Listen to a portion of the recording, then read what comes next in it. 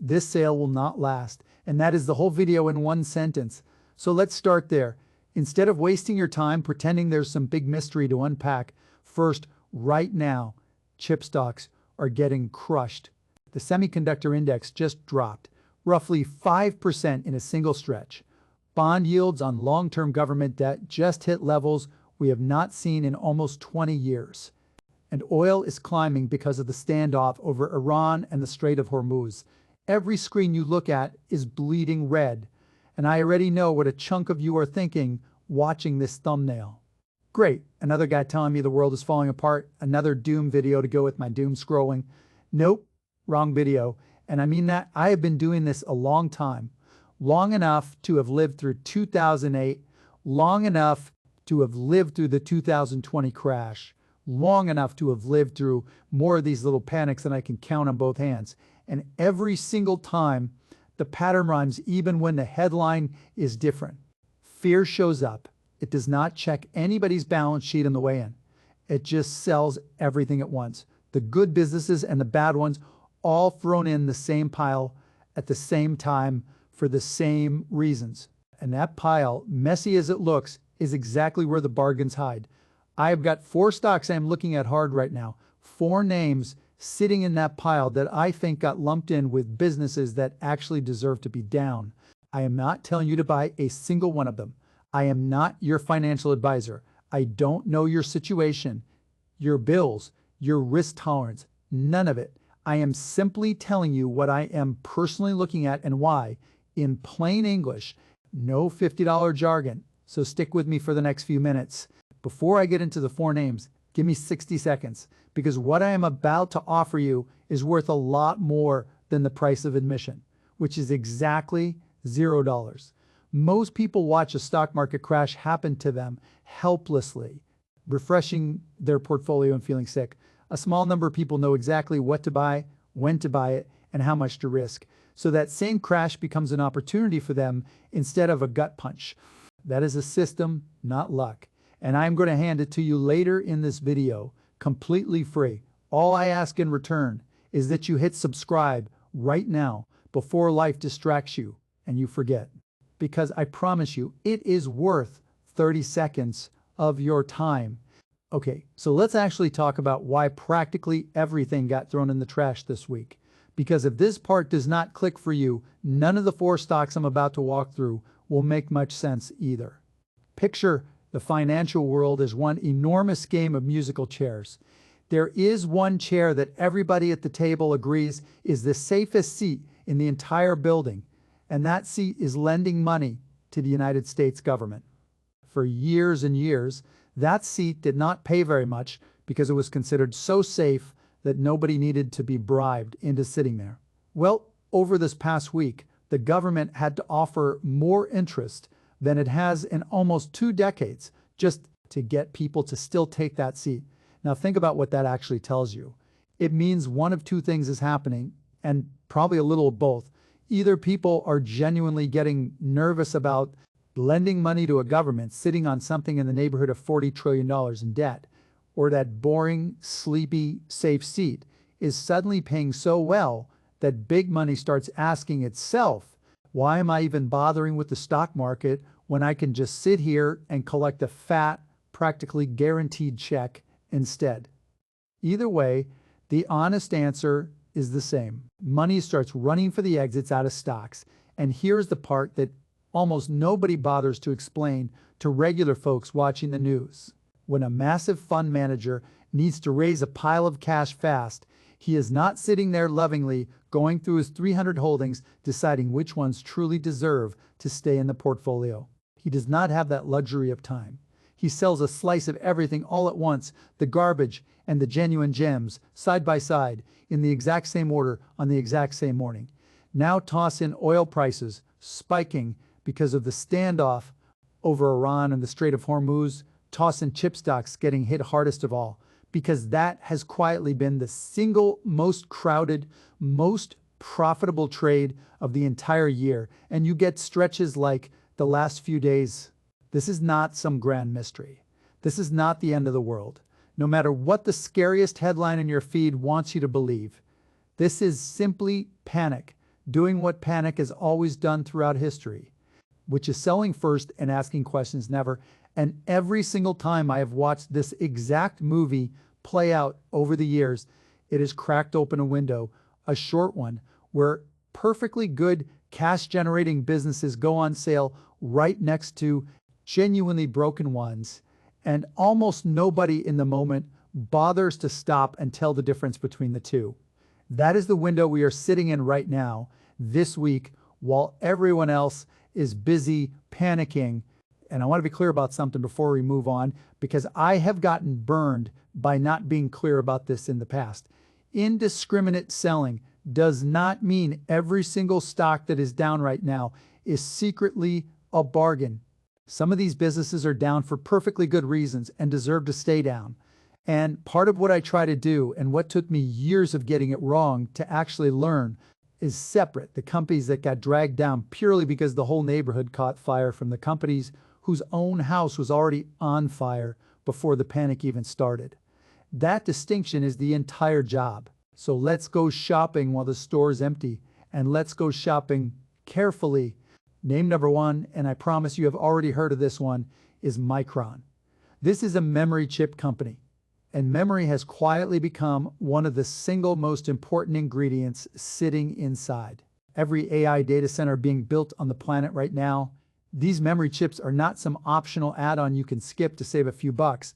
They are literally the thing that lets all those fancy, expensive AI processors actually hold and move information fast enough to be useful for anything. Micron just posted one of the strongest quarters in the entire history of the company, somewhere north of $40 billion in revenue for a single quarter, with gross margins sitting in the mid 80% range, numbers that would have sounded made up if you told an analyst about them a couple of years back. And here is what is genuinely different about this cycle, because I know plenty of you remember memory chips being a brutal boom and bust nightmare for decades. The kind of business where you make a fortune for 18 months and then give it all back. Micron has been locking in multi-year supply contracts with its biggest customers, contracts that come with a built-in price floor, meaning that even in the worst-case pricing scenario, the company is contractually guaranteed margins better than its very best quarter from any previous cycle in its entire history. That is not how this industry has ever worked before. That is a genuine structural change in how this business makes money. So why in the world is the stock down along with everything else right now? Simple. Chip stocks as a whole just got hammered on rate worries and old-fashioned profit-taking after an enormous run this year. And some analysts are asking a fair question about whether the pace of pricing gains slows down heading into next year. That is a legitimate thing to keep an eye on. I am not dismissing it, but by some measures, this stock is trading at a mid-single-digit multiple on next year's expected earnings, which is an almost absurdly cheap number for a company that is guiding towards setting fresh records.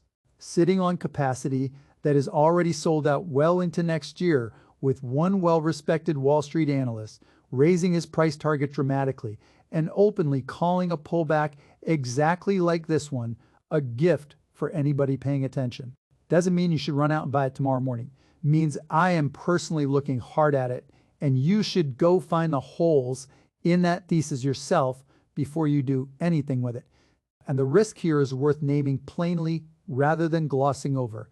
This company is still spending an enormous amount of money building out new factories to keep up with demand.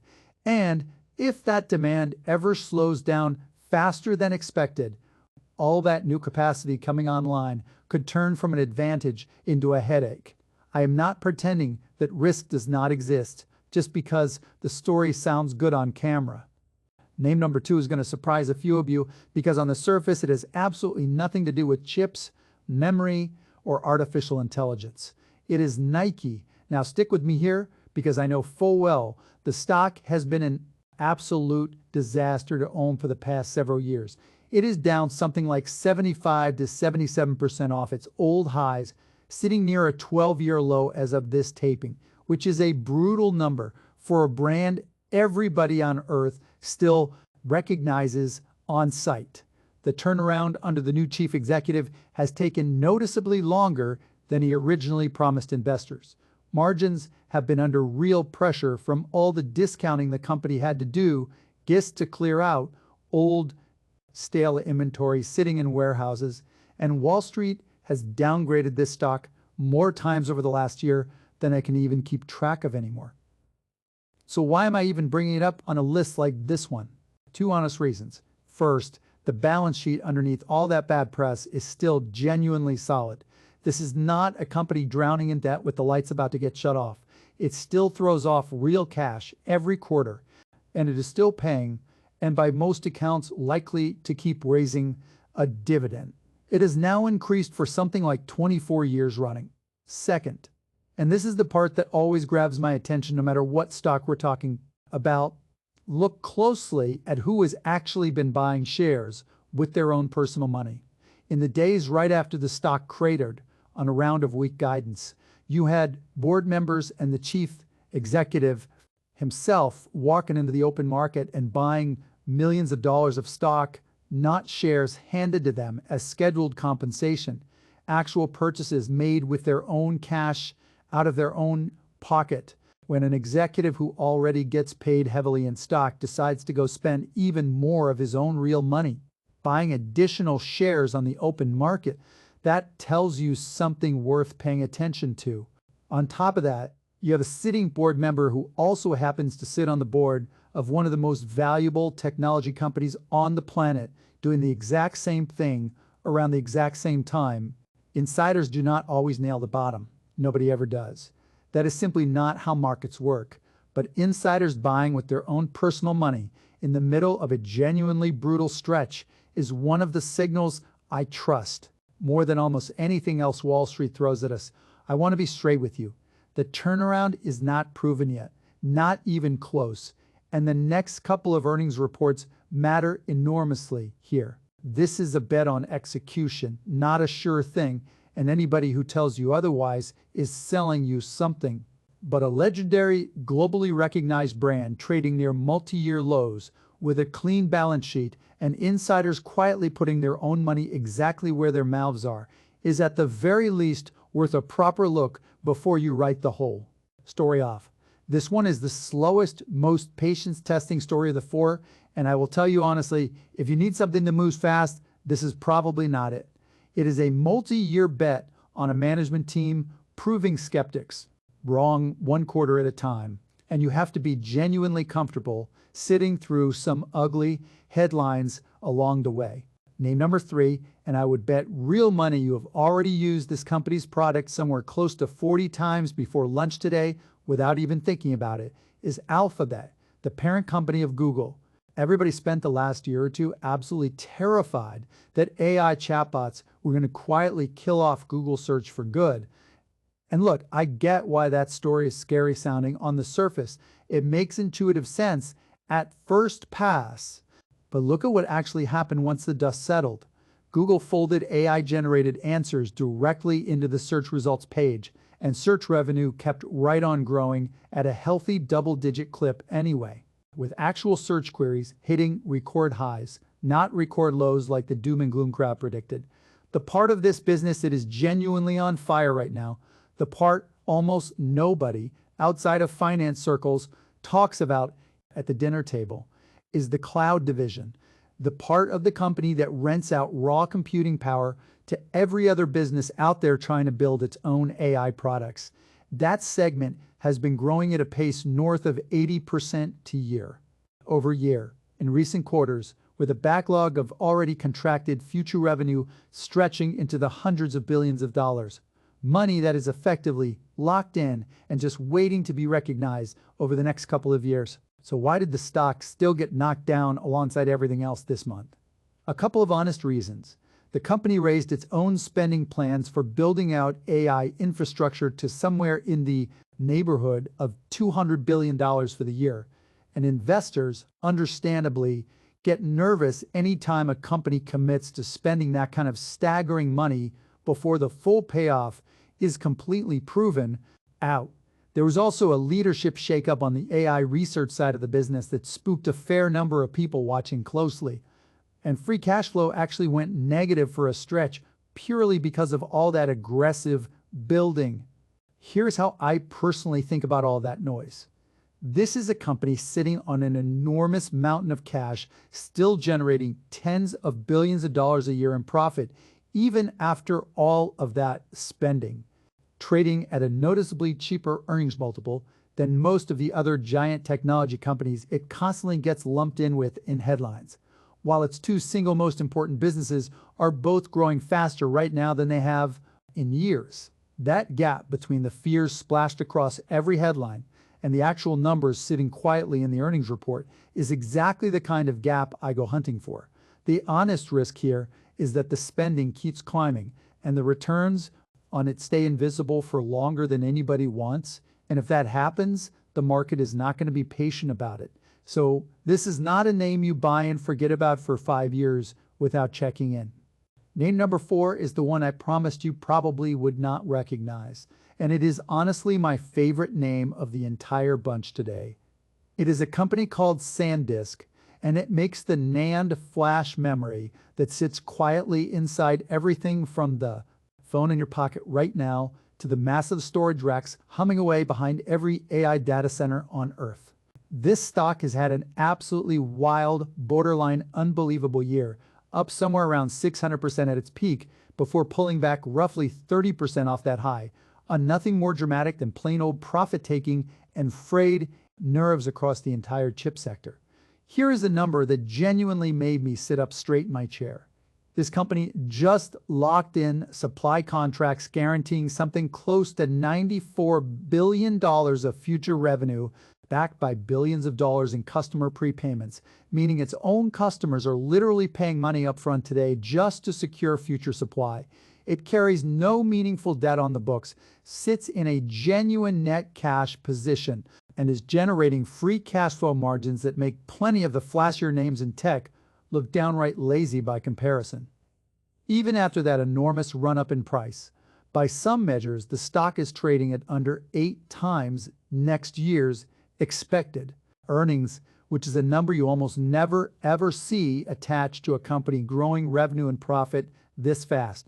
Now let me give you the honest bear case too. Straight, no spin. Memory has always been a boom and bust kind of business.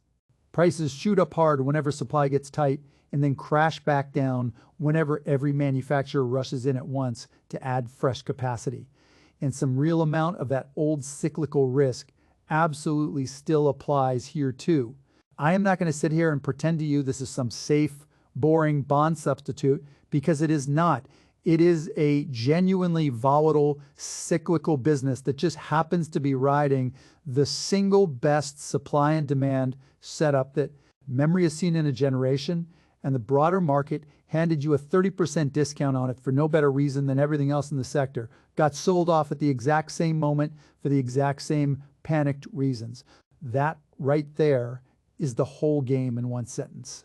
Fear does not read balance sheets, and once in a while that hands regular people like you and me, a real shot at owning something genuinely great for a lot less than it is actually worth. So there you have it, 4 names. Micron quietly hiding contractually protected margins behind a scary-looking chip sector sell-off. Nike, a bruised but still cash-generating giant of a brand where the very people running the company are putting their own personal money on the line. Alphabet, sitting on a mountain of cash and growing its 2 biggest businesses faster than it has in years, yet still priced like it is, somehow in serious trouble. And SanDisk, the one most of you had genuinely never heard of before today, locking in close to $94 billion of guaranteed future business while trading like nobody on Wall Street even wants it. 4 completely different businesses, one single idea, tying every one of them together, which is that a genuinely scared market stops pricing companies rationally and starts pricing raw panic instead. And that gap between the two is exactly where normal, everyday investors like us get our shot. None of this is a guarantee of anything. None of this is me telling you what to do with your own hard-earned money. And I genuinely want you to go find the holes in everything I just said and argue with me about it in the comments below, because that process makes all of us smarter. Not just me sitting here talking. What actually separates the people who build real, lasting wealth from the people who panic sell at the exact bottom every single time is not luck, and it is not some secret stock tip whispered in a back room somewhere. It is having an actual repeatable system for what to buy when everyone else is terrified, how much to risk on any one idea, and when to simply walk away and do nothing at all. And that is precisely what I'm going to break down for you, completely free, this Saturday morning. So go grab your seat using the link sitting right there in the description. Hit subscribe if you have not already. Drop a comment telling me honestly which of these 4 names you would touch first, and I will see you in the next one.